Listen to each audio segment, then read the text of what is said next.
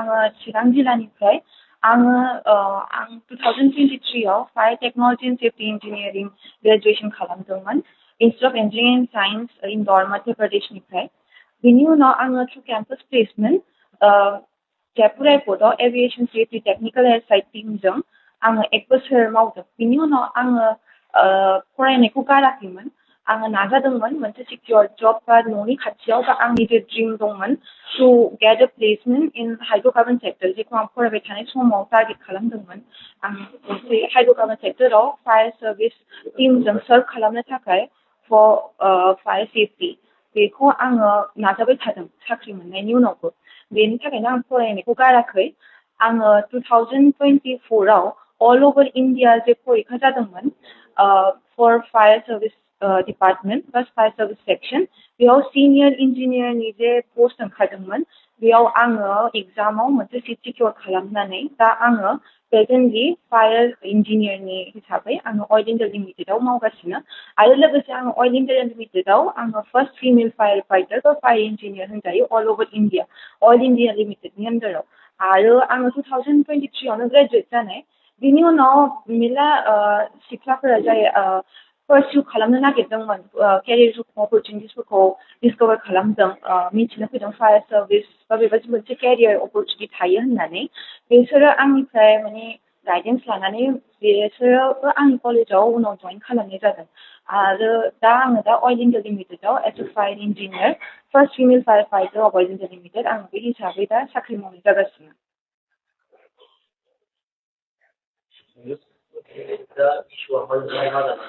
दा इशुआ बे जादों कि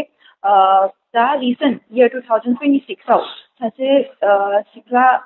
शिवांगी सोनवाल होननाय बेयो NFSC नागपुर जायखि होम मिनिस्ट्रिनि अंडरनि मोनसे प्रिमियर कलेज बेनिफ्राय फायर इन्जिनियारिं डिग्री लानानै फैदों दा फार्स्टआव बे जादों कि होम बे CMनि जे अफिशियल हेन्डल्स बा पोर्टल्स दङ बेयाव हेडलाइना ओंखारदोंमोन Shivangi Sonwal as first firefighter बा fire engineer from NFSC Nagpur, qualifying from NFSC Nagpur, belonging from Assam domicile first female firefighter, fire engineer. किंतु बेखौ फर्दर मीडियायाव बेयो कम्युनिकेट जागासिनो बा नेक्स्ट बिनि जे पोस्ट ओंखारदों इभेन मोनसे मिनिस्टार जोंनि आसामनि सासे गिदिर मिनिस्टारनि जे ससियेल मिडिया पोर्टल दङ अफिशियल हेन्डल बेयाव बियो पाब्लिसाइज जादों कि बियो आसामनि बा नर्थ इस्टनि बेयाव क्लियरलि मेनसन दङ नर्थ इस्टनि फर्स्ट फिमेल फायर फाइटर होननानै बेखौ आङो रं होननो नागिरो खारन आङो बे प्रेक्टिसाव लास्ट 2023 निफ्रायनो आं बे प्रेक्टिसाव दङ 1 बोसोर आङो सेफ्टियाव दंमोन किन्तु बिनि उनाव आङो शिफ्ट जानानै age a female fire fighter आङो इन्डास्ट्रियाव प्रेक्टिस खालामगासिनो दङ आंना बेनो कि बिनि आवगोलावबो जोङो ओंखारनानै माने इन्डास्ट्रियाव as a female firefighter जोङो प्रेक्टिसाव दङ मा खारनाव बेबायदि जादों बेखौ होनजायो कि बेनि न'आव जे थांनानै इन्टारभिउ होनाय जादों बेयो इन्टारभिउआव NFSC नागपुर बेखौ मेनसन खालामनाय जादों first female fire fighter from NFSC Nagpur qualify खालामनाय होननानै आसामनिफ्राय किन्तु बेनि जे हेडलाइन्सफ्रा होनाय जादों जेखौखि मानसिफ्रा मेनलि फरायो जेखि पाब्लिसाइज जायो हेडलाइन्स मेनलि बेयाव बिसोरो मेनसन खालामदों कि NFSC नागपुर नङा बिसोरो मेनसन खालामदों फ्रम आसाम आरो अफकर्स अफिशियल हेन्डल्स मिनिस्टार्सफोरनि बेखौ मास फलोइं थायो बिसोरनि हेन्डल्सआव बेयाव अफिसियेलि ओंखारनाय माने बयबो फरायो बेयो मा खालामगासिनो मोनसे मिसकमिउनिकेसन खालामगासिनो कि आसामनिफ्राय आवगोलाव रावबो फिमेल फायर फाइटर ओंखाराखै होननानै आं आवगोलाव ओंखारग्रोनाय आरो बिनि उनाव आङो मेरला हिन्जावफोरखौ गाइड खालामदों आंनि कलेजनिफ्रायनो बा बेलेग गुबुन कलेजनिफ्रायनो आङो सिनायनाय सानै साथामसो हिन्जाव दङ जाय बेनिफ्राय आवगोलाव ग्रेजुवेट जानाय दङ बिसोर आंनि टाचावबो दङ आरो बिसोर इन्डास्ट्रि प्रेक्टिसाव दिनै फैबाय टाटा बेबायदि जिन्दल स्टिल बेफोरजों मावनाय दङ दा आरो आं दा एट प्रेजेन्ट आंनो निजे 2 बोसोर जाबाय कमप्लिट जाबाय आङो अइल इंडिया लिमिटेडआव मावगासिनो आरो जोङो बेयाव नट अनलि इन्डास्ट्रियल फायर बा इमारजेन्सि बा एक्सप्ल'जन हेन्डेल खालामो जोङो लोगोसे जोङो पाब्लिक फायरबो हेन्डेल खालामो फर पाब्लिक सार्भिस जोङो बेयाव मानि लक सोरबानि पाब्लिक एरियायाव माबा हाजार्ड जादों माबा मोनसे अराउन्ड लाइक सेफ्टि हाजार्ड ओंखारदों फायर रिलेटेड बा एक्सप्ल'जन माबा मोनसे बेबायदि केस जादों एग्जाम्पल जोंनि खारसांनि ब्ल'आव जेखि 1 मास सोलिदोंमोन बेयावबो जोङो लागिनानै दंमोन आङो आंनि मेल कलिग्स कि फायर डिपार्टमेन्टआ मोनसे मेल डमिनेन्ट डिपार्टमेन्ट जों फरायनायावबो जेरै जों फरायगासिनोमोन बेयो बिराद प्रिभिलेन्टमोन it was very visible to me बेयो मोनसे मेल डमिनेन्ट डिपार्टमेन्ट बाट जोङो फिमेल जे आंनि कलिग्स दङ बा आं जोङो बेखिनि बोसोराव शोल्डर टु शोल्डर जोंनि मेल कलिग्सफोरजों मेरला फायर इन्सिडेन्ट्स वगैरह प्रेक्टिसाव हेन्डेल खालामबोनाय दङ बेनो आंना स्टेटमेन्टआ कि शिवांगी सोनवाला आसामनि बा नर्थ इस्टनि फार्स्ट फिमेल फायर फाइटर बा फायर इन्जिनियार नङा बिनि आवगोलबो गुबुन हिन्जावफोर ओंखारबोदों आंनो निजे 2023 आव ग्रेजुवेट जाबोदों दा बिथांनि बेबायदि माखासे दं इनफरमेसन सोंखांनायनि खेत्रआव नोंथांनि पार्सनेलि माबा मोनसे क्रिएट जादों आंनि पार्सनेलि जों बयबो मिथिगौ दानि दिनाव सोरबा जुदि माबा मोनसे सार्च खालामनोबा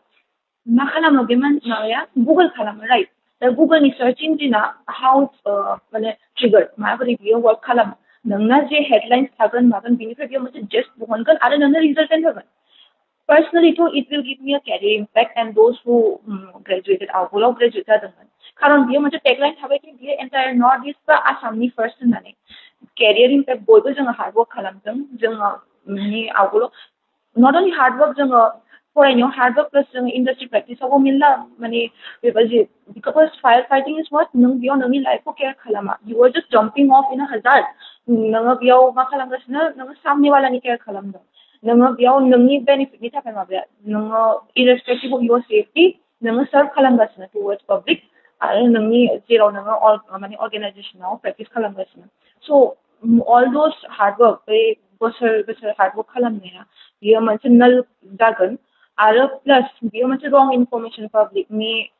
सिम थांगोन आरो सोरबा जुदि गाबोन सार्च खालामगोन सोरमोन आसामनि बा नर्थ इस्टनि फिमेल फायर फाइटारा बे जि पोस्ट दङ बे जि हेडलाइन्स दङ निउज मिडियानि जे हेडलाइन्स दङ बेफोरो बे सार्चखौ मा खालामगोन माने इम्पेक्ट खालामगोन देन पिपल विल हेभ दिस रं आइडियोलॉजी कि आसामनि फार्स्ट फिमेल फायर फाइटारा शिवांगी सोनवालमोन so that wrong media communication but publicity I am not supporting that so सावनि जाहोना बेनो कि आङो हेला आङो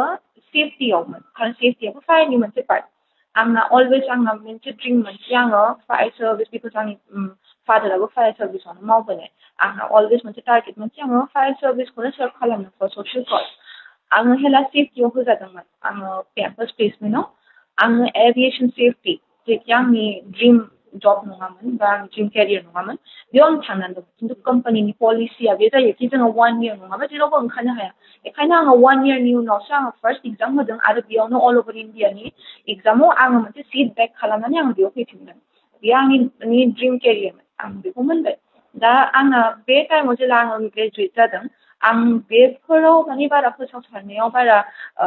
माने इन्टेन्सिफाइ खालामाखै खारन हेला आंना टारगेटआ बेनोमोन कि आं माबोरै मोनसे बेबायदि आंनि ड्रिम केरियर जेराव आं कि फायर सार्भिसनि थ्रुयै पाब्लिक सार्भिस होनो हायो बेखौ आं माबोरै सिकिउर खालामनो हायो बेखायनो आं बारा बेफोराव ओंखारसावाखैमोन आरो आं बेबायदि कि आं बारा पाब्लिसाइज खालामनायाव माने माबाया आङो खालि बेमोन कि आङो हार्डवर्क आरो खालामनो आरो आं फरायनायाव बे टाइमाव खारन आं एग्जामबो होबावगासिनोमोन बेखायनो आं बेफोराव बिजि दंमोन आं एफा बेबायदि मिडिया पाब्लिसिटि बेबायदियाव आं ओंखारसावाखैमोन हेला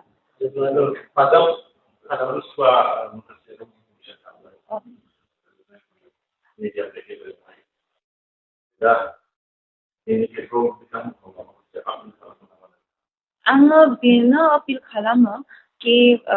जुदि इन केस माबा मोनसे लिरदों बा माबा मोनसे स्टेटमेन्ट होदों इन फ्रन्ट गभर्नमेन्ट बा माबा मोनसे मिडियानि आवगोलाव बे बुस्थु कि बियो एनएफएससि नागपुर जेखि मोनसे कलेज फायरनि बेनिफ्राय फार्स्ट आसामनिफ्राय female fire engineer fire fighter हिसाबै ओंखारदों बे एनएफएससि नागपुरनिफ्रायसो फार्स्ट बेखौ बियो मेनसन खालामथों बा जायखि बेखौ पाब्लिसाइज खालामदों बिसोरो बेखौ क्लियारलि मेनसन खालामथों नट दिस कि बेयो आसामनिफ्राय बा नर्थ इस्टनिफ्राय फार्स्ट होननानै बे बुस्थुआ मोननैबो कमप्लिटलि डिफरेन्ट बेयाव नोङो स्टेटनिफ्राय मोनसे फार्स्ट टार्म लानाय जायो बेनि पाब्लिसिटि कि नोङो आसामनि फार्स्ट बेयो कमप्लिटलि डिफरेन्ट आरो नों मोनसे कलेजनिफ्राय फार्स्ट बे मोननै बुस्थुआ कमप्लिटलि डिफरेन्ट